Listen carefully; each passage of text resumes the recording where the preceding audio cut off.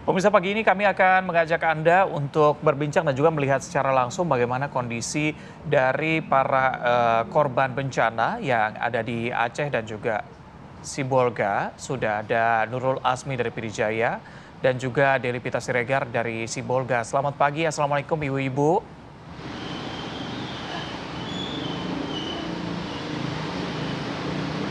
Saya ke Ibu Nurul terlebih dahulu. Ibu Nurul, mungkin Anda bisa jelaskan bagaimana kondisi Anda dan juga rekan-rekan di pengungsian pagi ini dan harapannya sejauh ini bagaimana Ibu Nurul? Mungkin kita ke Ibu Deli Pita Siregar dulu ya dari Sibolga. Baik. Ibu Deli Pita, selamat pagi. Saat ini bagaimana kondisi di sana dan juga kalau melihat upaya dari pemerintah untuk membangun hunian sementara dan juga hunian tetap, seperti apa? Sudah adakah pembangunan di sana, Bu? Iya. Kalau hunian masih di apa kami, Bu? Masih di masjid. Pengungsian.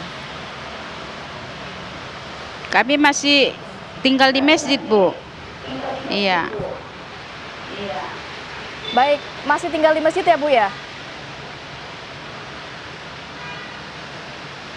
Ya, kalau kondisi di masjid atau pengungsian sendiri seperti apa, Bu, saat ini?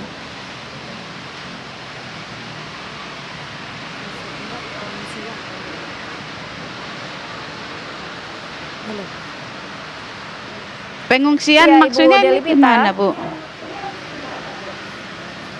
Iya, saat ini kondisi Ibu di sana beserta keluarga seperti apa, Ibu?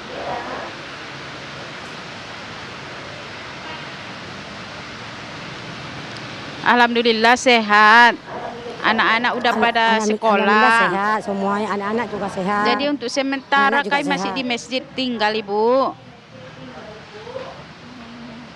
Iya. Iya. Oke. Kondisi semua dalam keadaan sehat, tapi pembicaraan mengenai nanti tinggalnya akan di mana, berapa lama di sana, itu sudah ada pembicaraan belum sih, Bu?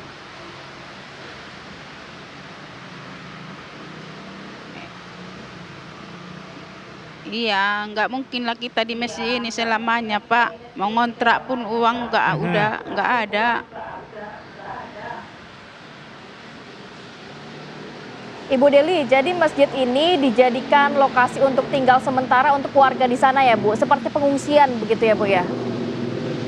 Dijadikan lokasi pengungsian begitu ya, Bu? Iya. Iya. Dan dari pemerintah juga belum ada informasi ke Ibu Deli ataupun warga nantinya akan direlokasi kemana atau tempat tinggalnya akan seperti apa nantinya, belum ada ya, Bu?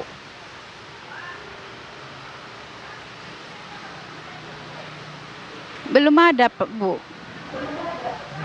Oke, baik, saya bergeser ke Ibu Nurul ya. Baik, Ibu Nurul, ya.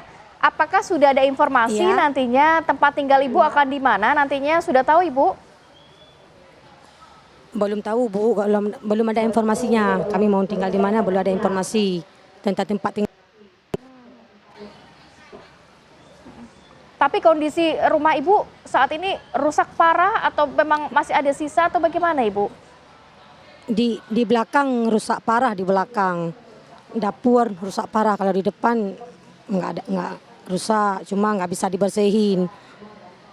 Lumpurnya terlalu tinggi. Oke. Nggak bisa dibersihin. Oke, Bu Nurul, sudah adakah dari pemerintah daerah misalnya untuk proses pendataan begitu bahwa rumah Ibu kondisinya memang sudah tidak layak dihuni lagi?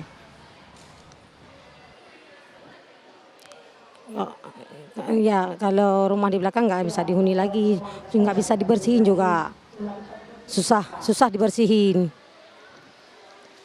Mungkin sudah adakah pendataan? Sekarang apa, Pak? Sudah ada pendataan belum, Bu, dari pihak pemerintah daerah, pemerintah pusat, bahwa rumah Ibu kondisinya cukup parah? Belum ada. Belum ada. Iya, belum ada.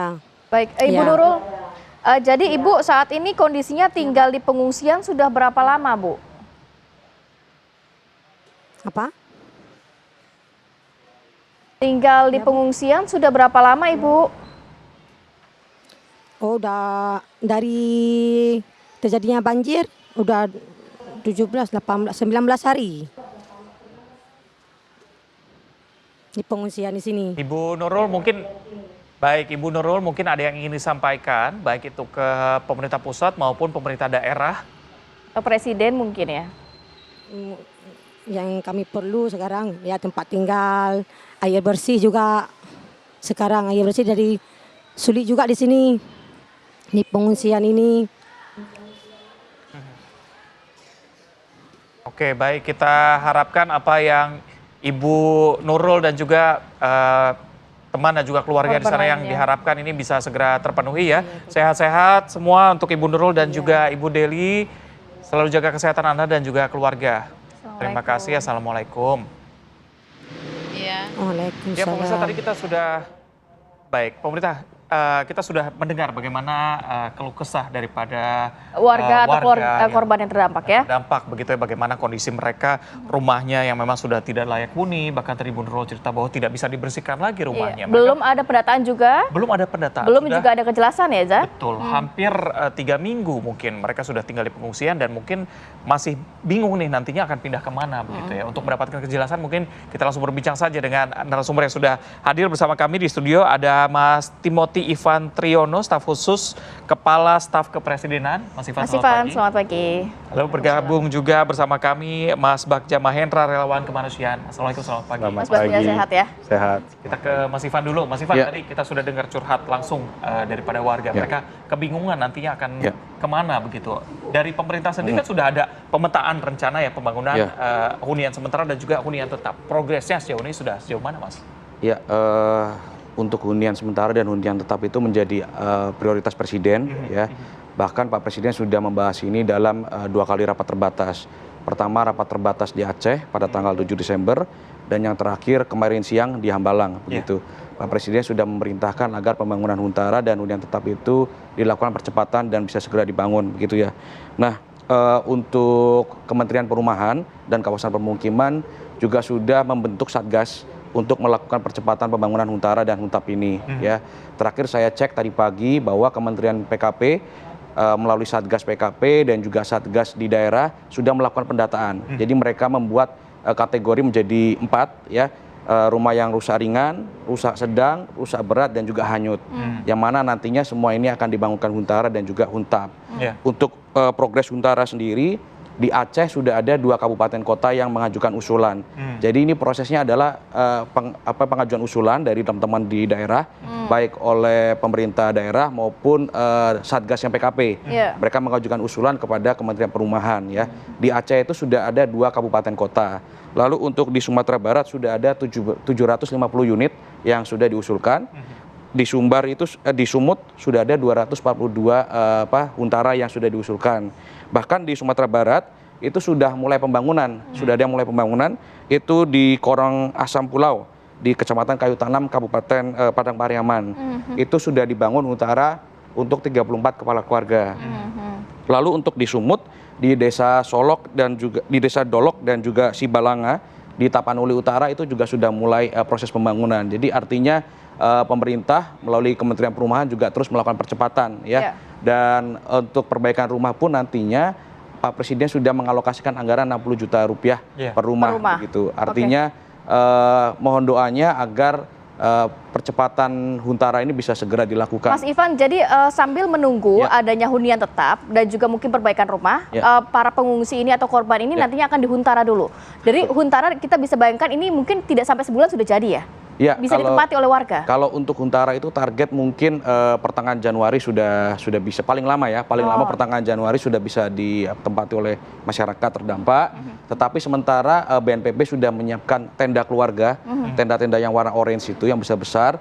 Sementara sudah ada 745 tenda besar yang didistribusikan ke 3 provinsi. Artinya selain mengungsi di masjid atau di tempat kantor pemerintahan, BNPB sudah menyiapkan 745 tenda, yang mana itu menjadi perhatian Presiden agar masyarakat itu nyaman walaupun tinggal di tenda ataupun nanti ketika tinggal di huntara. Perhatian Presiden fokus kepada air minum, air bersih dan juga sanitasinya ya, terutama untuk toilet gitu. Makanya tadi Pak Seskap menyampaikan bahwa arahan Presiden adalah menggencarkan soal toilet portable.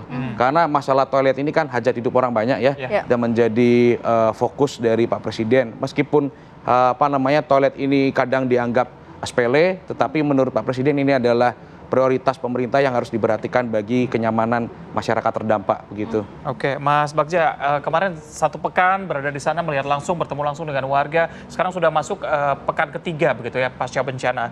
Komunikasi masih terus dibangun dengan warga yang ada di sana. Apa sebenarnya yang paling mereka butuhkan saat ini, Mas? Karena progres kan terus dilakukan. Pemerintah, Presiden bahkan sudah 3 kali mengunjungi ke sana. Begitu. Ya, memang kondisinya sudah jauh berbeda ya.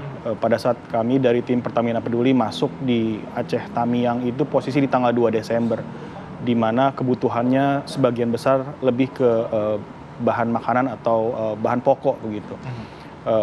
Hari ini atau bahkan tadi malam kami masih komunikasi dengan tim Pertamina Peduli yang ada di Aceh Tamiang. Sekarang sudah mulai bergeser ke arah, karena komunikasi sudah mulai hidup.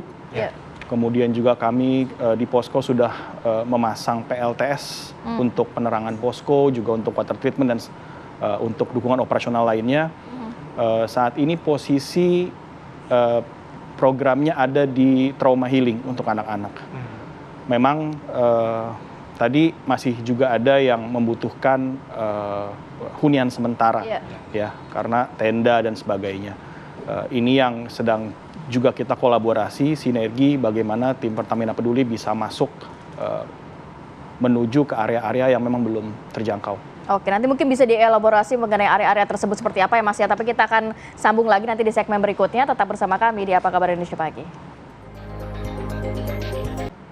Baik, kita lanjutkan perbincangan. Saya mau ke Mas Bagja. Tadi 1 minggu sudah dijelaskan ternyata memang sudah berubah kondisinya saat ini. Tapi kalau untuk hunian sementara, hunian tetap sendiri, Anda melihat lokasinya langsung begitu ya, warga yang terdampak. Ini sangat krusial berarti untuk dipenuhi oleh pemerintah ya, kalau melihat kondisi langsung di sana. Ya, karena kondisinya yang baru bisa kita lihat di seminggu pertama itu masih tertutup lumpur. Jadi masih ada juga yang berada di bawah lumpur ini yang pada saat itu kondisinya sangat berat. Tapi memang progres sudah ada, saya melihat ke arah sana sudah mulai banyak juga yang pembersihan, terutama aktivasi fasilitas kesehatan juga progresnya semakin baik. Sehingga saya melihat memang arahnya ke bagaimana ini dilakukan pemetaan secara cepat, sinergi dan kolaborasi. Oke, Mas Ivan, mengenai lahan sendiri begitu, apakah sudah ada pemetaannya nanti di mana lokasi dari hunian tetap dan juga hunian sementara? Ya, tentu BNPB dan juga Kementerian Perumahan terus melakukan pendataan ya, dan juga melakukan pemetaan, terutama dari sisi letak geografisnya gitu. Kita akan cek dan pertama kita akan tawarkan kepada masyarakat, apakah masyarakat mau di lokasi yang sama seperti dia tempat tinggal atau dipindahkan ke lokasi yang lebih aman begitu. Tetapi yang penting adalah Pak Presiden sudah memprioritaskan bahwa pemindahan ini atau relokasi ini jangan hanya memperhatikan aspek kewilayahan, tetapi juga memperhatikan aspek sosial dan ekonominya. Karena kan masyarakat ini kan pasti bekerja tidak jauh dari tempat tinggalnya. Itu yang perlu menjadi pertimbangan juga, jangan sampai masyarakat ini nanti malah kejauhan ke tempat kerjanya. Nah, lalu berkaitan dengan lahan, tentu Pak Presiden sudah menginstruksikan kepada semua jajaran di tingkat pusat bahwa jangan sampai ada hambatan birokrasi dalam pengadaan lahan untuk Huntara ini begitu ya. Dan bahkan Pak Presiden mengatakan Pemda jangan sampai keluar uang, jangan sampai keluar biaya. Jadi harus dari mana lahannya? Nanti akan dari pemerintah pusat dan terutama dari BUMN ya. Sebagai contoh misalkan PTPN. PTPN itu kan punya lahan yang cukup luas, yang mana nantinya bisa dipinjam pakaikan sementara untuk Huntara. Begitu juga mungkin dengan BUMN lainnya ya, yang mungkin punya lahan, yang punya akses ya terhadap pemukiman, itu juga nanti akan disegerakan. Begitu juga dengan TNI Polri yang mungkin mereka punya lahan yang mungkin selama ini kurang optimal, nah nanti akan dipakai sementara untuk Huntara. Jadi memang lahan-lahannya saat ini sedang disiapkan. Pak Menteri Perumahan juga terus melakukan pemetaan, pendataan, dan sementara sih kalau dari data BNPB itu ada lebih dari 145.000 rumah yang terdampak ya, baik itu rusak ringan, sedang maupun berat maupun hanyut. Jadi sudah didata, insya Allah targetnya pertengahan Januari bisa selesai untuk Huntara begitu, paling lama begitu. Oke, jadi pemerintah juga sudah gerak cepat ya untuk bagaimana memenuhi kebutuhan khususnya untuk perumahan bagi masyarakat yang terdampak. Mas Bagja boleh cerita juga nggak sih pengalamannya selama 1 minggu di sana, kemudian juga masih berkomunikasi dengan warga, melihat langsung kondisinya seperti apa? Ya, kondisinya sangat berat ya, karena seminggu pertama komunikasi masih terputus waktu itu. Saya masih ingat betul banyak warga, mereka hanya minta air. Hanya minta air? Hanya minta air, tidak ada yang lain. Mereka waktu itu ya, posisi di tanggal 2 Desember, mereka hanya minta air. Dengan dukungan logistik yang kami bawa, mungkin itu bisa memeringankan mereka. Karena komunikasi masih terputus, masih banyak saudara-saudara kita yang mencoba keluar dari area bencana, dan itu mereka berjalan kaki. Ini yang harus saya sampaikan, kami sebagai relawan pun sangat salut kepada saudara-saudara kita di Aceh Tamiang dan sekitarnya, meskipun bencananya begitu berat, tetapi mentality saudara kita, mentality petarung di sana. Yang sudah 3 hari berjalan kaki tanpa air minum. Itu sesuatu yang kami berkaca pada penanganan bencana tim Pertamina Peduli sebelumnya. Ini bencana yang luar biasa dahsyatnya, tetapi warganya juga punya kemampuan struggle untuk bisa keluar dari berjuang. Karena kita juga lihat di media sosial banyak sekali yang akhirnya berhasil selamat dengan perjuangan yang luar biasa, bahkan bertahan hidup ya setelah bencana itu terjadi. Mas Bagja sempat berbincang juga dengan masyarakat, ini habis semua ya? Harta benda mereka sudah habis ya? Tidak ada yang tersisa di sana? Dalam waktu semalam ya, itu posisinya di tanggal 26 November ya, posisinya memang dalam waktu semalam harta benda semua tersapu banjir ya. Berarti memang kondisinya tidak ada lagi rumah yang masih bisa? Ya, menariknya adalah mereka, beberapa warga yang kami temui di sepanjang perjalanan menuju Aceh Tamiang itu hanya menyampaikan, nggak apa-apa, rumah kami hilang semua nggak apa-apa, tapi kami cari keluarga kami, bantu kami cari keluarga kami. Itu yang terjadi. Oke, Mas Bagja, mental petarung tadi, apakah ini juga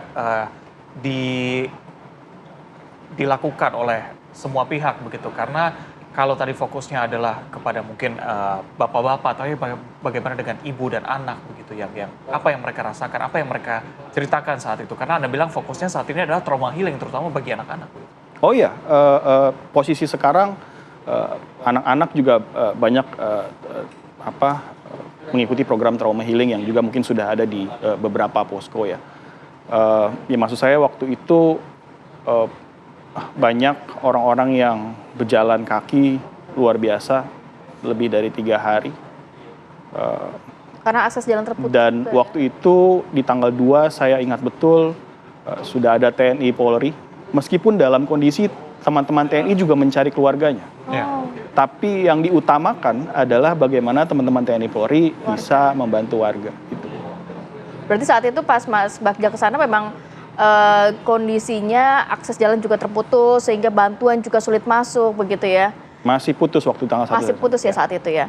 Tapi listrik juga masih mati waktu itu berarti ya? Masih, waktu itu masih. Oke, Mas Ivan, tadi ya kalau kita mendengarkan kisah bagaimana relawan ini langsung melihat kondisi sangat miris. Betul. Begitu, untuk bertahan hidup aja sulit begitu ya. Betul. Bahkan hanya meminta air putih mungkin untuk menghilangkan dahaga saat itu. Betul. Mas Ivan, kita melihat pemerintah juga sudah bekerja keras, tapi balik lagi nih, masyarakat mungkin banyak yang merasa itu tempat tinggal mereka sedari dulu, disitulah mata pencarian mereka. Bagaimana pemerintah memastikan bencana ini tidak lagi dirasakan oleh warga yang terdampak, kalaupun mereka tetap bertahan di lokasi tersebut, di tempat itu, Mas Ivan? Iya, tentu pemerintah balik lagi mempunyai target ya terkait Huntara itu bisa selesai Januari 2026. Nah, berkaitan dengan tadi, pemerintah tentu akan menanyakan kepada masyarakat apakah masih mau di lokasi yang sama Takutnya atau beresiko, dipindah Mas. tempat yang aman begitu. Setuju. Kalau di tempat yang sama berpotensi nanti ada bencana lagi. Tetapi pemerintah akan terus memperbaiki diri dengan meningkatkan early warning system. Lalu juga Kementerian PU juga sudah punya disaster relief unit. Seperti apa? Di mana itu akan bisa lebih optimal mendeteksi jika ada bencana. Terutama DSU ini dipersiapkan dalam menyambut Nataru nanti, Natal dan Tahun Baru. Karena kan masyarakat kita juga sebagian ada yang merayakan Natal, tentu ingin merayakan Natal dengan lebih hikmat, ya lebih kusyuk. Ya tentu ini menjadi prioritas bagi Pak Presiden juga. Setuju dengan tadi yang disampaikan oleh Pak Bagja bahwa air minum, air bersih itu sangat dibutuhkan oleh masyarakat, dan oleh karenanya kemarin pada saat ratas di Hambalang Pak Presiden sangat menekankan itu, Pak, bahwa air bersih dan air minum itu menjadi fokus, ya. Kadang kami juga melihat video anak-anak senang sekali begitu lihat air, itu rasanya mereka bisa melepas dahaga dengan air, dan Pak Presiden mengetahui itu betul, Pak Presiden memonitor itu betul, sehingga apa yang disampaikan oleh Pak Bagja hari ini, diceritakan oleh Pak Bagja hari ini juga sudah dilakukan oleh Pak Presiden. Artinya pemerintah sekali lagi terus hadir, dan pemerintah ingin memastikan bahwa air bersih, air minum, toilet, obat-obatan, pakaian, hunian sementara, bahkan nanti hunian tetap juga ditargetkan oleh Pak Presiden paling lama 6 bulan untuk hunian tetap, ya, untuk perbaikan maupun relokasi begitu. Terakhir Mas Bagja, tadi pemerintah sudah hadir di sana, Presiden 3 kali datang begitu ya, pemenuhan untuk tempat tinggal sedang diusahakan oleh pemerintah. Terakhir apa saja yang paling urgent mereka butuhkan saat ini, Mas? Yang pasti progres signifikan sudah terlihat ya di lapangan. Tinggal bagaimana menyambungkan infrastruktur yang masih terputus, karena kebutuhan energi juga harus terus jalan. Di mana kita juga berupaya kolaborasi menggunakan berbagai macam cara untuk menyalurkan energi, distribusi energi sampai ke lokasi-lokasi yang saat ini masih sangat sulit untuk ditembus. Itu. Oke, baik, terima kasih Mas Bagja atas ceritanya. Mas Ivan, juga progres dari pemerintah juga sudah dijelaskan. Kita harapkan memang apa yang menjadi beban dari saudara-saudara kita yang sedang merasakan musibah bisa berkurang begitu, dan harapan hidup mereka juga bisa berjalan dengan cepat begitu. Terima kasih Bapak-bapak. Selamat pagi. Baik, kita harus jeda dulu sinak, nanti kita hadirkan informasi yang viral. Pemirsa, ternyata ada atraksi gajah dicoret-coret dengan cat di Mason Elephant Park and Lodge, Bali, mendapatkan kecaman dari netizen dan juga berbagai toko. Selengkapnya sesaat lagi, tetap bersama kami.